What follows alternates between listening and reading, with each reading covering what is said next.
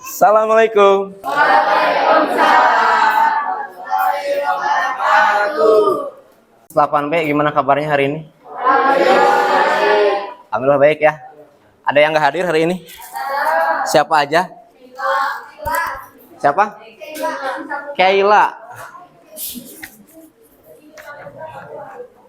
Yang keluar siapa? Diki Saputra 8B. Oh, Angga lagi dihukum. Tadi siapa aja yang nggak masuk teh? Alfa sakit ya, Jin? Sakit. Sipa. Bapak cek ya. Yang tidak masuk hari ini Kaila, Rizky Saputra, Sipa, Tasya. Udah 4 orang saja. Ya. Sebelum ke pembelajaran, alangkah baiknya kita berdoa ya. Berdoa silahkan dipimpin oleh ketua kelasnya. Sebelum belajar, angka baiknya berdoa menurut kepercayaan masing-masing. Berdoa dan mati dimulai. Selesai memberi salam. Assalamualaikum warahmatullahi wabarakatuh. Waalaikumsalam warahmatullahi wabarakatuh. Minggu lalu kita belajar apa? Mobilitas sosial. Nah, hari ini kita akan belajar di depan ada nih. Kebaca nggak yang belakang? Apa tuh? Saluran mobilitas sosial. Silahkan mangga masuk A. Ya. Materinya kita akan belajar saluran mobilitas sosial. Adapun yang harus kalian capai nih. Kalian harus mencapai pertama menganalisis apa sih saluran mobilitas sosial itu ya. Yang kedua menguraikan dampak dari mobilitas sosial, ada yang positif dan ada yang negatif. Dan yang ketiga menilai saluran mobilitas sosial dan dampak mobilitas sosial. Sebelumnya pasti kalian bertanya-tanya, apa sih saluran mobilitas sosial itu? Makanya Bapak persilahkan kalian buka PC-nya ya. Kalian coba cari di mesin pencariannya, apa itu saluran mobilitas sosial? Silahkan, selamat mencari. Ngelag. Kalau ngelag sambil diputar-putar saja mouse-nya. Saluran mobilitas sosial. Ya kalau ngelag buka saja yang ini, satu lagi. Bisa nggak, Pan? Kalian boleh dicari saluran mobilitas sosial itu apa sih? Ya. Waktunya 5 menit, bisa nggak kira-kira? Kalau bisa dengan contohnya. Coba ada yang sudah menemukan? Siapa? Yang berani bersuara siapa hari ini?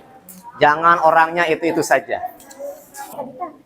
Saluran mobilitas sosial adalah seseorang atau sekelompok orang yang berhasil melakukan atau mewujudkan proses mobilitas sosial di lingkungan ia bekerja. Berhasil mewujudkan mobilitas Sosial. Saluran mobilitas sosial itu tempat ya di mana seseorang berhasil mewujudkan mobilitas sosialnya. Nah, hari ini kita coba cari saluran mobilitas itu ada apa saja. Ya.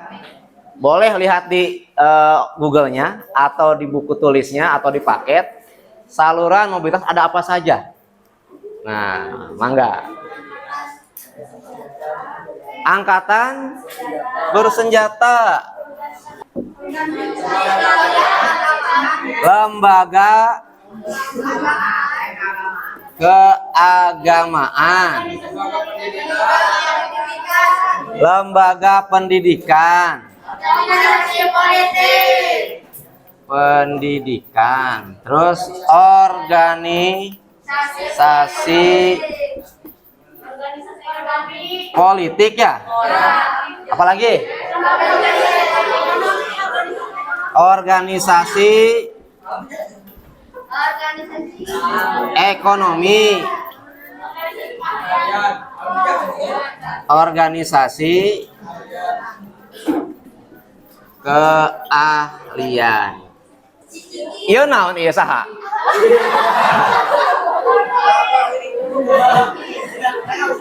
Siapa ini? Nah, gitu. Contoh yang pertama kita lihat saja ke depan ya. Bapak akan jelaskan. Kalian sudah mencari tadi contohnya, Bapak akan jelaskan. Lembaga pendidikan. Seorang anak mendapatkan pendidikan ya.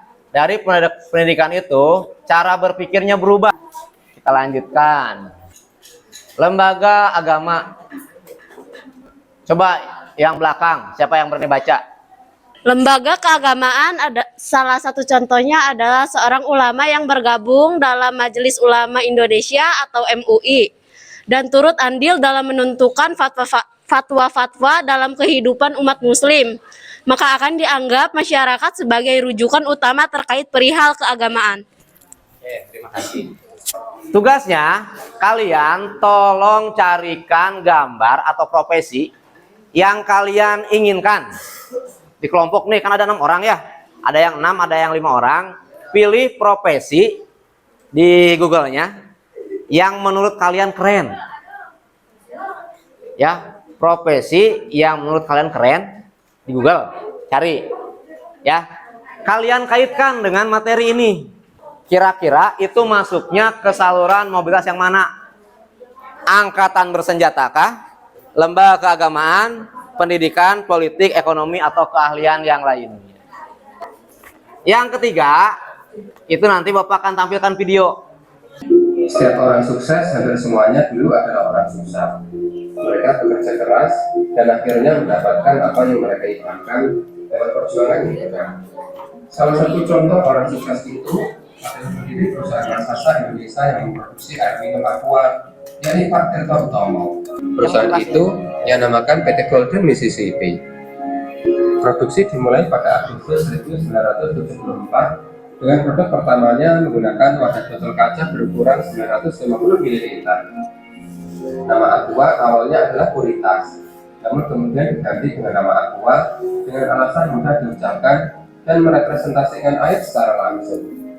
Apakah penjualan Aqua langsung bagus pada saat itu? Apakah Aqua langsung disukai oleh konsumen? Oh tidak, malah sangat buruk sekali. Pada saat itu, di Indonesia belum ada yang menjual air minum dalam kemasan, sehingga kehadiran Aqua tentu saja dianggap aneh oleh orang-orang. Kenapa kami harus membeli sesuatu yang bisa kami buat dan di rumah sendiri? Tanya orang-orang saat ditawari produk Aqua. Ini adalah produk yang konyol. Masa orang disuruh membeli air putih?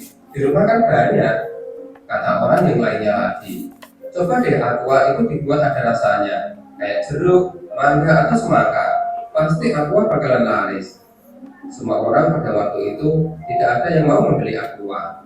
Semua strategi pemasaran yang dirancang oleh tim dari Aqua gagal total.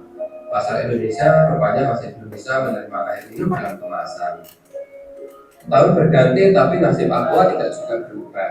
Hingga 3 tahun lamanya, penjualan Aqua selalu memprihatinkan. Pak Tirto yang sudah bekerja siang dan malam akhirnya menyerah. Ia sudah tidak kuat lagi karena ia terus merugi. Uang yang ia keluarkan sudah banyak, tapi Aqua sepertinya tidak menunjukkan gejala akan diterima pasar. Malah sering ditolak, dicibir, direndahkan, ditertawakan, dihina-hina. Banyak yang menyayangkan Pak Tirto yang keluar dari pekerjaannya hanya untuk berjualan air putih saja. Masa jualan kok air putih? Harapan Pak Tirto rupanya tidak seindah dengan kenyataan. Lalu sebuah ide gila pun dilakukan. Aqua akan dinaikkan harganya sampai 3 kali lipat dari harganya pada saat itu. Strategi lainnya, Aqua mengganti target pasarnya dari yang semula mengincar masyarakat biasa beralih ke perusahaan asing. Tidak disangka-sangka, penjualan Aqua malah naik pesat. Produknya diterima. Para karyawan perusahaan asing itu merasa lebih segar saat meminum air Aqua dibanding dengan meminum air rebusan seperti yang sudah-sudah. Agaknya orang mulai percaya bahwa air minum Aqua merupakan air minum dengan kualitas tinggi, Suatu saat harganya dinaikkan. Aqua mulai bangkit dari perusahaan yang hampir terjerembab menjadi jaya dan makmur sejahtera. Aqua menggeliat, apalagi saat ditemukan teknologi botol air minum dalam kemasan plastik, sehingga Aqua jadi lebih mudah didistribusikan. Seiring berjalannya waktu, Aqua menjadi standar air minum segar dan sehat. Ia dijual di restoran-restoran sampai ke tempat makan yang kecil, dari toko besar sampai ke warung di pinggir jalan. Ya, kita mulai kelompok yang nih.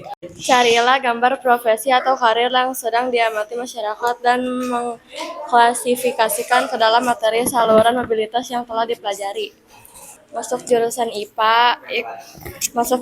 IPA, ikut kelompok ilmiah, gabung penelitian, belajar kedokteran, kuliah profesi, ujian kompetensi, magang, ambil spesialis, melamar kerja. Ya, untuk menjadi seorang dokter ternyata panjang. Harus melalui pendidikan, harus gabung penelitian, kuliah kedokteran sampai dengan magang, ambil spesialis. Oke, beri tepuk tangan untuk kelompok perak. Video tersebut berkaitan dengan materi vertikal bawah dan vertikal atas. Vertikal bawah karena kebanyakan orang-orang menganggap produk Aqua adalah produk yang konyol dan ada titik yang dimana Pak Tirto sudah menyerah. Lalu dia menaikkan harga target pasarnya.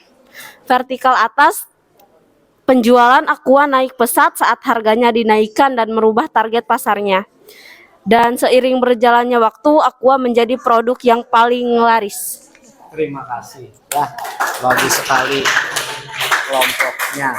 Dalam video tersebut kita dapat mengetahui bahwa adanya mobilitas sosial, yaitu mobilitas sosial vertikal ke atas. Dalam video itu ada juga saluran mobilitas sosial, yaitu lembaga pendidikan.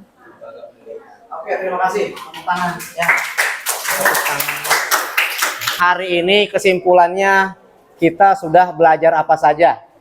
Saluran-saluran mobilitas sosial. Apalagi? Dampak positif dan dampak negatif. Itu ada yang negatif, ada yang positif. Sebelum sukses ada dampak negatifnya tidak? Apa? Dicibir, dihina, direndahkan. Nah, itu kalau kita belum sukses ya, biasanya orang-orang sekitar kita itu mencibir. Itu termasuk ke dalam dampak negatifnya. Ya. Ada konflik dan sebagainya. Nah, dampak yang positif kira-kira apa tuh? Tidak boleh menyerah. Ya. Ada yang sekolah nggak? Siapa tadi? Kemana sekolahnya? Berarti yang mana prosesnya? Masuk lembaga pendidikan. Ya, itu. Apalagi? Dari video tadi saya menjadi tahu tentang apa? Tentang mobilitas sosial. Mengenai profesi tadi, bisa tidak profesi itu kita langsung tiba-tiba jadi? Harus apa?